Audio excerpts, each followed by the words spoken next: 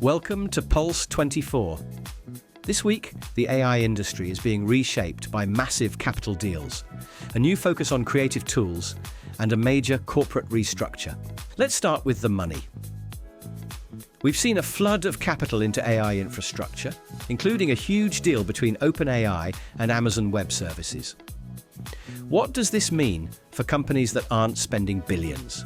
It signals that securing raw computing power is now a core business strategy. On the 3rd of November, OpenAI announced a 7-year, $38 billion deal with AWS for cloud capacity. This comes as Meta raises $25 billion in a bond sale for its own AI build-out. For operators, this intense competition for capacity will drive up costs and scarcity in the short term. So beyond the price, what's the main risk here? Dependency on a single provider? Exactly. The OpenAI deal is a de-risking move, diversifying beyond its deep ties with Microsoft. Leaders should now be mapping their own cloud dependencies and exploring multi-cloud options for critical AI workloads to avoid getting locked in. Staying with builders, AI tools seem to be moving from simple chatbots to more advanced creative platforms. What's the key change? The focus is shifting to granular control for professionals. On October 30th, Canva unveiled a new foundational model that generates designs with editable layers, not just flat images. This move, along with similar updates from Adobe and Figma, embeds AI directly into expert workflows, allowing for iterative, detailed work rather than just one-shot generation. Does this integration create a new barrier to entry for smaller tool makers? It deepens the moat for incumbents. The best way to compete is to focus on a specific niche.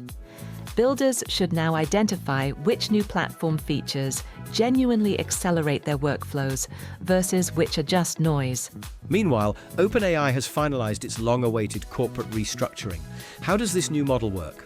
It has become a for-profit public benefit corporation, or PBC, reportedly valued at around $500 billion.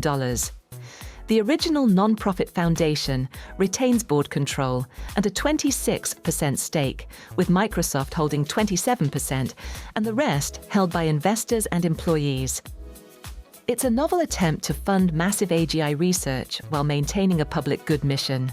Does this structure truly resolve the conflict between profit and mission?